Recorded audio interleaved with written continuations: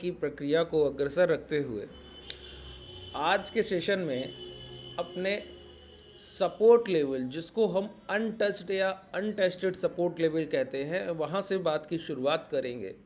और इसके बाद आप लोगों का बहुत ज़्यादा एक क्वेरी रहता है कि ग्रे मार्केट के शेयर्स को कैसे ट्रेड किया जाए, जो अनलिस्टेड शेयर्स हैं उनको कैसे ट्रेड किया जाए। बहुत आप लोग उसके लिए क्वेरी करते हैं कि क्या कोई आपके पास तरीका है कि प्री आईपीओ आईपीओ के बाद आप देखते हैं शेयर्स की लिस्टिंग बहुत हाई प्राइस पर हो जाती है, और आईपीओ का प्राइस से जब भी लिस्टिंग ऊपर होती है तो अब आईपीओ अलॉट नहीं होता है, तो वो सारी तकलीफ़ें आपको रहती हैं। तो उनके साथ आप कैसे पहले से हैंडल कर सकते हैं, क्या प्री आईपीओ शेयर्स को बाई किया जा सकता है, करते हैं तो उसका तरीका क्या है और प्लेटफॉर्म क्या होगा, ये सारी चीज़ें हम लोग अभी डिस्कस कर लेंगे इसी सेशन में। तो आपको आखिरी तक रहना होगा, ठीक है। सबसे पहले हम लोग आप लोगों ने बहुत रिक्वेस्ट किया कि अनटेस्टेड सपोर्ट जोन के लिए कुछ बताइए कि ये कैसे काम करता है, क्योंकि प्रीवियस सेशन कल हम लोग सीख रहे थे लाइव मार्केट में, तब वहाँ पर हम लोगों ने अनटेस्टेड सपोर्ट लेवल पर बात की हुई थी। समझिए अनटेस्टेड सपोर्ट लेवल क्या है। अनटेस्टेड सपोर्ट लेवल को हम लोग बोलते हैं प्राइस ने जहां पर एक्यूमुलेशन कर कर एक रैली दिया हो, आप दोबारा वहीं पहुंच रहे हो, या फिर प्राइस ने जहां पर 3 से 4 रिटेस्ट कर कर एक रेजिस्टेंस एरिया ब्रेक किया हो, आप और दोबारा वहीं पहुंच रहे हो। इसको कहते हैं अनटेस्टेड लेवल, कि पहली बार प्राइस इस लेवल को पहुंच रहा है और फर्स्ट टाइम प्रीवियस बाइंग को हम टेस्ट करेंगे कि पिछला बायर कितना स्ट्रांग था। इसको कहते हैं अनटेस्टेड लेवल। तो पिछले बायर को पहली बार जब टेस्ट किया जाएगा तो उसको हमने कह दिया क्या, अनटेस्टेड प्राइस, ठीक है। अच्छा, अब इसको देखते हैं कि आइडेंटिफाई कैसे करते हैं। जैसे हमारे पास एक एग्जाम्पल अभी विप्रो दिखता है, ठीक है। विप्रो अभी डाउनफॉल में है और डाउनफॉल में विप्रो ने 449 के आसपास के, अभी 445 के लो लगाए, 449 के आसपास लास्ट ट्रेड प्राइस है। अब विप्रो में अगर मैं आपको दिखाऊं तो आपको ये कैसे आइडेंटिफाई होगा कि प्राइस में कौन सा सपोर्ट लेवल बेहतर है और कौन सा नहीं है। इसके लिए प्रीवियस प्राइस एक्शन को देखना आना चाहिए। प्रीवियस प्राइस एक्शन को देखने का मतलब है कि जहां अभी हम ट्रेड कर रहे हैं इसी टेरिटरी में पिछले कभी भी प्राइस पहले नहीं पहुंचा, और अगर जहां से चल कर गया है तो उस समय जब चल कर गया तो प्राइस का प्राइस एक्शन क्या था, चलने का तरीका क्या था, वो देखना होगा। जैसे मैं आपको बताऊं उनमें से एक प्राइस एक्शन, कि एक डब्लू फॉर्मेशन का प्राइस एक्शन होता है। डब्लू फॉर्मेशन के प्राइस एक्शन को कब हम स्ट्रांग मानते हैं, कब एक डब्लू अच्छा सपोर्ट एरिया होगा, ये कैसे समझा जाए। समझिए, प्राइस लोअर लोज बनाते हुए नीचे आ रहा है, नीचे आता हुआ प्राइस एक बार मान लेते हैं 100 को लेवल को टच किया, 100 के भाव को टच किया और चलकर पहुंचा 103 104, और ये इसका लास्ट स्विंग हाई है 105 का प्राइस, ठीक है। ये क्या है, 105 का प्राइस लास्ट स्विंग हाई है।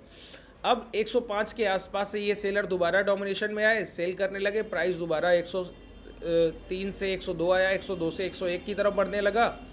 दोबारा ये 100 के खरीदार इस तरीके से खरीदारी करें कि अब की बार जो अप ट्रेंड आए वो प्रीवियस इस पुलबैक से स्ट्रांग हो। कैसे होता है ये अगला अप ट्रेंड प्रीवियस पुलबैक से स्ट्रांग, प्राइस का time with price sentiment. Time with price का फॉर्मूला क्या है, अगर ये प्राइस 100 से 103 5 घंटे में चलकर गया तो इस बार ये प्राइस चलकर जाना चाहिए 2 से 3 घंटे में।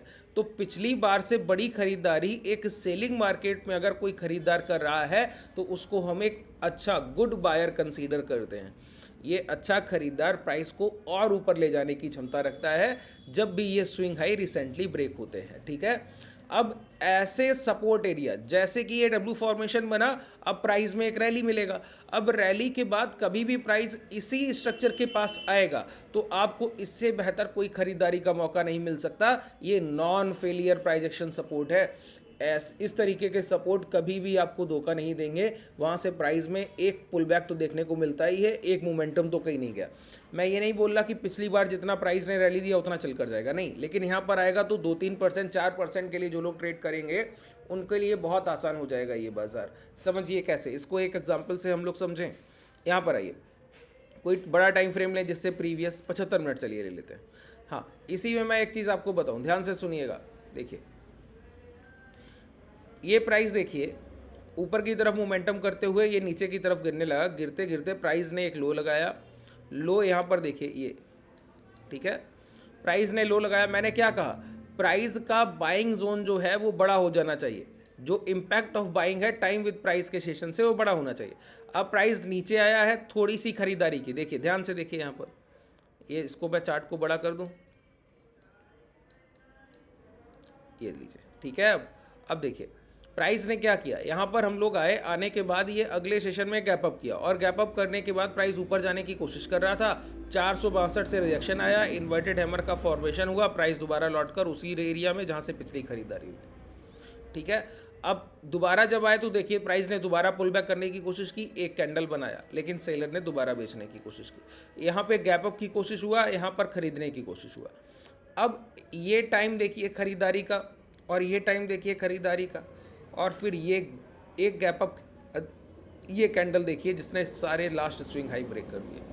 तो अब आपको समझ आ रहा है कि प्राइस जो है धीरे धीरे स्ट्रांग हो रहा था टाइम विद प्राइस के सेंटिमेंट में, यहाँ भी स्ट्रांग होने की कोशिश किया, यहाँ भी, तीनों बार में अपने प्रीवियस लो के आसपास के एरिया को सेफ किया, और उसके बाद यहाँ से गैप अप किया, गैप अप करने के बाद पिछली बार से पावरफुल प्राइस एक्शन यहाँ पर दिखाया। गैप अप के बाद यहाँ पर प्राइस देखिए, यहाँ भी गैप अप करने की कोशिश किया, ऊपर जाने के इन्वर्टेड हैमर कुछ दिखता है, यहाँ भी गैप अप किया, ऊपर जाने की कोशिश, इन्वर्टेड हैमर दिखता है। यहाँ तो गैप अप किया नहीं, प्राइस चल कर जाने की कोशिश किया तो हाई ब्रेक नहीं कर पाया। इस बार प्राइस ने सारे स्विंग हाई ब्रेक करते हुए एक अच्छा बॉडी साइज कैंडल क्लोज किया। इससे क्या पता लगा कि अब बायर यहाँ पर स्ट्रांग है, अब खरीदार जो है वो पिछली खरीदारी से ज़्यादा खरीदारी करके गए हैं। तो ये एक डब्ल्यू फॉर्मेशन यहाँ पर आपको स्ट्रांग बाई प्रेजेंट कर रहा है, स्ट्रांग बाई का साइन, ठीक है। अब मैंने कहा कि अब यही रेंज जहाँ से पिछली खरीदारी उठ गई, अब यही रेंज आपके लिए सबसे बड़ा सपोर्ट है। तो ये पूरी रेंज जो है इसके हाई लो मार्क कर लिए जाए, सिंपल है, इस तरीके से लो भी मार्क कर लीजिए इस तरीके से। अब हम लोग क्या करें, इसी लेवल पर अभी देखिए ये प्रीवियस जब यहाँ पर गैप डाउन हुआ, कितना परफेक्ट सपोर्ट लेवल होता है ये, यहीं से आपको दिखेगा। पिछली बार यहीं से प्राइस ने देखिए एक इम्पैक्ट लिया, दूसरे इम्पैक्ट में यहीं से डब्ल्यू बनाया और ये हाई ब्रेक करने की कोशिश कर गया, मतलब अब लॉन्ग करने का समय आ गया, स्विंग लो के एसएल के साथ आ गया ना। अब प्राइस मोमेंटम हायर साइड करता है और क्या हाई लगा कर आता है, 540 के हाई लगा कर आता है। ये क्या था, ये पहली बार अनटेस्टेड जोन था, अभी तक एक बार भी प्राइस इस रेंज में नहीं आया था और इस रेंज के पास आकर ही लौट गया, ठीक है। तो ये पिछली बार से बड़ी रैली हुई, तो अभी भी ये एक बड़ा सपोर्ट एरिया है इस रेंज में, चाहे यहाँ से पुल बैक मिले, चाहे यहाँ से मिले, चाहे यहाँ से मिले, इस रेंज से कहीं भी पुल बैक आपको देखने को मिलेगा तो प्राइस यहाँ से इसी तरीके का टर्न अराउंड देखते हुए मिलेगा। अब आपको इसी तरीके के डब्ल्यू फॉर्मेशंस को ढूंढना है। देखिए अब प्राइस लोअर लोज के फॉर्मेशन में आ रहा है, लोअर लोज के फॉर्मेशन में अभी तक एक भी स्विंग हाई नहीं गया, तो आपको खरीदारी का मौका नहीं मिल रहा है। प्राइस ने गैप डाउन किया, फिर नीचे आया, कल के सेशन में फिर नीचे आने की कोशिश किया और ये 447 के नीचे भी आने की कोशिश कर रहा था, लेकिन यहाँ पर देखिए प्राइस जैसे ही इसके नीचे निकला तो दोबारा अंदर लाकर प्राइस को इस तरीके से क्लोज कराया गया। अब यहीं पर कोई डब्ल्यू फॉर्मेशन हो और प्राइस 458 के ऊपर क्लोज करने लगे, मैंने क्या कहा, प्राइस स्विंग हाई क्या है, स्विंग हाई यहाँ पर 458 है, तो प्राइस को यहाँ पर अभी खरीदारी नहीं होगी। अब कुछ लोग क्या बोलेंगे कि सर आपने बताया तो मैंने खरीद लिया, मैं क्या बोल रहा हूँ, 458 के ऊपर विप्रो में खरीदारी होगी, जो अच्छी बाइंग अपॉर्चुनिटी बनेगी 458 के ऊपर बनेगी, ठीक है। तो आप अभी जाके खरीद लें, तो वो मैं नहीं बोल रहा हूँ, मैं बहुत ध्यान से सुनिए। अब प्राइस यहाँ पर क्या करे, रिट्रेसमेंट करे और रिट्रेसमेंट में ये स्विंग लो सेव करे और ये स्विंग लो सेव करते करते ये स्विंग हाई ब्रेक कर दे, 458 के ऊपर की क्लोजिंग करने लगे। अगर ये 458 की क्लोजिंग होने लगी 75 मिनट या 1 घंटे के टाइम फ्रेम में, तो समझ लीजिए अगला टारगेट आपका 480 के आसपास है और 480 के आसपास से रिट्रेसमेंट होगा, रिटेस्ट होगा, फिर प्राइस दोबारा से ऊपर की तरफ निकला तो 490 निकलने पर दोबारा हम लोग वहीं पहुंचेंगे जहां से चल कर आए हैं। कहां से चल कर आए हैं बताइए, हम लोग चल कर आए हैं 545 के आसपास से, तो ये आपके लिए अगले लेवल होंगे। अच्छा, ये जो सपोर्ट एरिया है ये इतना स्ट्रांग क्यों है, इसको इतना स्ट्रांग क्यों माना जाए, यहीं पर हम अपॉर्चुनिटी क्यों देख रहे हैं बताइए, इसके पीछे भी तो कोई कारण होगा। तो मैं आपको एक बात बोलता हूं, हम भरोसा करते हैं, हम बिलीव करते हैं बड़े बायर्स पे। देखिए प्राइस एक्शन को आप अगर ट्रेड करते हैं तो किसी भी एक भी इंडिकेटर का ज़रूरत नहीं है, हमारे सभी ट्रेडर इसी तरीके से मैं ट्रेड करना सिखाता हूं, यही प्रोसेस है और इसके अलावा कोई दूसरा प्रोसेस बना ही नहीं है। प्राइस को सेंटिमेंट के साथ बायर सेलर के कंपैरिजन में रखकर एक समय के साथ उसके एवरेज के साथ तुलनात्मक अध्ययन करने से ही आप एक सही निर्णय पर पहुंचेंगे। और बायर सेलर को कई परिप्रेक्ष्य में देखा जाता है। जैसे बायर सेलर का कंपैरिजन कर लिया कि बायर स्ट्रांग है या सेलर। ये जो मैंने आपको अभी थ्योरी यहाँ पर बताया, ये क्या है, डब्ल्यू फॉर्मेशन का इम्पैक्ट ऑफ बाइंग में। जब भी बायर बड़ा हो रहा है तो वो बता रहा है कि मैं यहाँ पर ज़्यादा खरीदारी कर रहा हूँ पिछली बारी से। तो बायर और बायर का ही कंपैरिजन है, पिछली बार थोड़ा कम खरीदा, इस बार ज़्यादा खरीदा, मतलब अच्छा खरीदार है ना, अपने ही रेंज पे ज़्यादा खरीदारी कर रहा है। इसी तरीके से टाइम के सेंटीमेंट में जब आप टाइम फ्रेम को चेंज करें, अब सोचिए वीकली बायर, हफ्ते के खरीदार अगर इसी रेंज के पास बैठे हों और अभी तक प्राइस ना लौटा हो तो आप क्या बोलेंगे। तो यही देखिए, मैं आपको विप्रो का बड़ा टाइम फ्रेम का चार्ट दिखाऊं।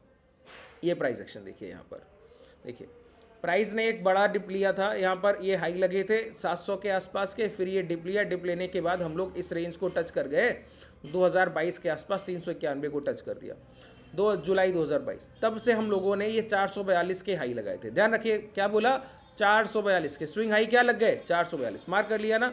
अब 442 के हाई लगने के बाद प्राइस देखिए लो लगाता है, फिर नीचे आने की कोशिश करता है, इसी लो से फिर बाइंग उठाता है, फिर हाई की तरफ जाता है, फिर दोबारा नीचे आता है, इसी लो के पहले फिर खरीदारी उठाता है, फिर ये ब्रेक करता है। ब्रेक करने के बाद ये 3 महीने की, 3 हफ्तों 4 हफ्तों की खरीदारी, और उस खरीदारी के इम्पैक्ट से प्राइस 540 गया। अब पहली बार हम इस रेजिस्टेंस एरिया को, जिसको हम लोगों ने वीकली टाइम फ्रेम पर ब्रेक किया था, इसको रिटेस्ट कर रहे हैं इस तरीके से। ठीक है, अब ये पहला रिटेस्ट है। अभी मैंने क्या कहा, अनटेस्टेड जोन। ये ऐसे खरीदार हैं जिन्होंने पिछली बार इसी एरिया को ब्रेक किया था और यहाँ से एक रैली दिया था, और इन्हीं खरीदारों का ये पहली परीक्षा है। अनटेस्टेड जोन था, अब टेस्टेड हो रहा है। तो अब अगर इनका टेस्ट हो रहा है तो अब ये अपनी परीक्षा में पास होंगे या फेल, ये तो तभी पता लगेगा कि जब दोबारा ये खरीदारी करके प्राइस को ऊपर की तरफ ले जाए। तो वही मैंने कहा, जब 498 के ऊपर दोबारा प्राइस निकलेगा आवरली, 2 आवरली या 75 मिनट कैंडल का टाइम फ्रेम पर आपको क्लोजिंग मिलने लगे, तब समझिए ये एक अच्छा प्राइस है, ये एक अच्छे खरीदार हैं। इन्होंने 2022 से लेकर यहाँ दिसंबर 2023 तक खरीदारी की है, और दिसंबर 2023 के लेवल पर विप्रो आपको दोबारा खरीदारी के लिए अपॉर्चुनिटी दे रहा है। बात क्लियर हुआ। अब कब खरीदारी की जाएगी, जब 458 के ऊपर निकलेगा तो 540 यही टारगेट पहले रहेंगे, और इसके बाद अगला टारगेट आपका ये रहेगा 600 के 617-15 के आसपास, और उसके बाद ऑल टाइम हाई। तो इस तरीके से विप्रो में आपको अपनी बाइंग प्लान करनी है। अब आते हैं अपने दूसरे टॉपिक पे, अनलिस्टेड शेयर्स। देखिए अनलिस्टेड शेयर्स की अगर मैं बात करूं तो आपके पास ये जो आपका डीमेट, अभी हम लोग धन का डीमेट यूज़ कर रहे हैं, इसका लिंक डिस्क्रिप्शन में है, इसको आप चाहें तो ओपन कर सकते हैं। ठीक है, लेकिन अनलिस्टेड शेयर्स आप यहाँ ट्रेड नहीं कर पाएंगे। उनको ट्रेड करने का जो प्लेटफॉर्म है वो है मोतीलाल ओसवाल। मोतीलाल ओसवाल में हम लोग अपने ग्रे मार्केट के शेयर्स, जो प्री आईपीओ शेयर्स हैं, उनको ट्रेड कर सकते हैं। ये देखिए, ये पूरी तरीके से वैलिड है, किया जा सकता है, सेबी की तरफ से अप्रूवल के बाद किया जाता है। ठीक है, बस इनमें कुछ चीज़ें ध्यान रखने वाली हैं। पहला है लिक्विडिटी और दूसरा है लॉट साइज़। लिक्विडिटी और लॉट साइज़ को जो लोग समझ गए वो अनलिस्टेड शेयर्स को बहुत अच्छे से ट्रेड करेंगे, क्योंकि हमको लिस्टिंग गेन बड़े मिलते हैं, और उसके बाद यहाँ पर हमको एक 6 महीने या 8 महीने में रिटर्न कभी कभी क्या होता है कि लिस्टेड स्टॉक से बहुत बड़ा मिलता है। जैसे कि मैं आपको एक एग्जांपल दूं, हीरो फिनकॉर्प की बात करूं, मैंने 2023 जनवरी या फरवरी की बात कर रहा हूं, 900 के आसपास की खरीदारी की थी, और आज का प्राइस 1700 रुपया है, 1700 रुपये है। ठीक है, और अभी ये लिस्टिंग के लिए आने के लिए, जैसे कि एनएसई आप लोग अभी नहीं खरीद सकते। बीएसई का प्राइजेक्शन तो आप लोगों ने देखा होगा, बॉम्बे स्टॉक एक्सचेंज कैसे परफॉर्म कर रहा है। ये बीएसई मैं यहाँ पर आपको दिखाऊंगा, ये बीएसई। ठीक है, अब बीएसई का ये स्टॉक है, ये हम लोगों ने 500 रुपये पर खरीदा था, ये 2800 रुपया हो गया हम लोगों ने। हालांकि 2300-2400 के आसपास बेच भी लिया, 2400 के आसपास की हम लोगों की बिकवाली थी। ठीक है, अब ये देखिए, ये वो हाई भी अपने दिसंबर वाले भी निकाल गया है, और ऊपर जाने के लिए तैयार हो गया। ठीक है, और इसी तरीके से एनएसई का शेयर भी 2000 रुपये की खरीदारी से 4000 प्लस 4500 के आसपास कहीं ट्रेड कर रहा होगा। ठीक है, अब देखिए, ये जितने अनलिस्टेड शेयर्स हैं इनका लिस्ट आप कहीं भी देख सकते हैं, कहीं भी आप सर्च करेंगे आपको इसका लिस्ट देखने को मिल जाएगा। ठीक है, लेकिन इनको ट्रेड करने का तरीका एक ही है कि पहले तो सामने से, अगर आपके पास शेयर रखे हुए हैं होल्डिंग में, तो सामने कोई सेलर होगा तब आप बेच पाइएगा, एक बात ध्यान रखनी है। दूसरी बात क्या ध्यान रखनी है, अनलिस्टेड शेयर्स में जो ट्रेडिंग होती है वो लॉट साइज में होती है। जैसे कि एफएनओ में लॉट साइज में होता है ना, कि बैंक निफ्टी का लॉट साइज 15 का है, इन निफ्टी का 50 का है, अभी कुछ दिनों के बाद 25 हो जाएगा। तो इसी तरीके से आपका एक शेयर से लेकर 1000 शेयर तक का लॉट साइज होता है, और फेस वैल्यू और मार्केट कैपिटल के अकॉर्डिंग हम उसको ट्रेड करते हैं। अब किसी शेयर का प्राइस 100 रुपया है और 1000 शेयर का लॉट साइज है, तो आप इससे कम वैल्यू में उसको नहीं खरीद सकते। अब किसी शेयर का प्राइस 1000 रुपया है और 10 का लॉट साइज है, तो वो 10,000 में एक लॉट आप खरीद लेंगे। तो लॉट के अकॉर्डिंग ट्रेड होगी। अच्छा, लॉट साइज से क्यों ट्रेड होता है, कई लोग ये पूछते हैं। मैं आपको बताऊं, लॉट साइज में ही आईपीओ आता है। जब आईपीओ आएगा तो लॉट साइज के अकॉर्डिंग ही आएगा। तो ये लॉट साइज से मल्टीपल होके आप अपनी क्वांटिटी आईपीओ के बाद जब लिस्टिंग गेन आता है तब अपनी बेच सकते हैं लिस्टेड मार्केट में, ठीक है। और अगर लिस्टेड मार्केट से पहले पहले, जैसे कि हमने अनलिस्टेड मार्केट में ही खरीदा और अनलिस्टेड मार्केट में ही आपको गेन हो रहा है, आप बेचना चाह रहे हैं, तो वहाँ पर आपको अपने ब्रोकर को बोलना होता है। जैसे मोतीलाल ओसवाल आपका पर्सनल ब्रोकर है, वहाँ पर आपके एक एडवाइजरी सर्विस बैठी होगी, फर्म होगी, उनके पास आप कॉल करेंगे, उनको कांटेक्ट कर पाएंगे, उनको बोलेंगे कि मुझे अभी मान लेते हैं हीरो ही खरीदना है, या फिर आपको SBI सिक्योरिटीज़ खरीदना है, या HDFC सिक्योरिटीज़ खरीदना है। ये जितने मैं शेयर बता रहा हूँ, ये अभी जैसे कि Tata Capital, Tata Tech list हो गया। टाटा टेक लिस्ट होने से पहले लिस्टिंग गेन में हम लोगों ने लिया जब टाटा टेक अनलिस्टेड मार्केट में ट्रेड कर रहा था, तब हम लोगों ने खरीदारी की और वहाँ गेन लिया।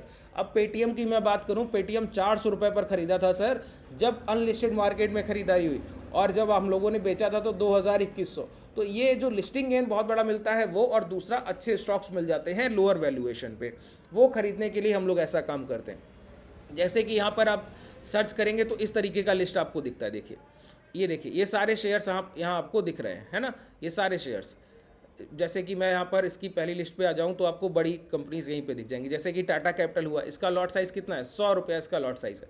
शेयर प्राइस क्या है, 980 रुपया। अच्छा, मोतीलाल को अगर आपका डीमेट नहीं है तो नीचे डिस्क्रिप्शन में मोतीलाल ओसवाल का लिंक है, जाकर ओपन कर सकते हैं। वहाँ पर आपके एडवाइजरी के थ्रू आप अपने शेयर्स को कॉल करके, कॉल ऑन बाई होता है ये, इसको आप कॉल ऑन बाई करते हैं, अपने ब्रोकर को कॉल करते हैं, वो आपको खरीद कर आपके डीमेट में देते हैं। अब जब अपना डीमेट ओपन कर लेंगे तो ये सारा प्रोसेस आपको वहाँ बता दिया जाएगा, ठीक है। डीमेट ओपन होने के बाद आप कांटेक्ट करेंगे, सारा प्रोसेस आपको बता दिया जाएगा। तो टाटा कैपिटल अभी 980 रुपये का पर शेयर है, 100 का लॉट साइज है, तो आपको इतना पैसा होना चाहिए तभी आप खरीद पाएगा। अब फ्लिपकार्ट में अभी कोई सेलर नहीं है तो लॉट साइज 0 दिख रहा है, ठीक है। अब NSE देखिए, 100 का लॉट साइज है 4500, मैंने क्या बोला, NSE 4500 के आसपास ट्रेड कर रहा है। HDB फाइनेंशियल 100 का लॉट साइज है 1150 के आसपास, ये मार्केट कैपिटल लिखा हुआ है, ठीक है। अब SBI AMC, अब SBI AMC आपको वहाँ ट्रेड करने के लिए नहीं मिलेगा, लेकिन यहाँ पर मिल रहा है, 1670 का भाव है, 100 रुपये का 100 का लॉट साइज है। इस तरीके से ये सारे नायरा हुआ और ये सारे शेयर आपके पास ट्रेड करने के लिए मिल रहे हैं, ठीक है।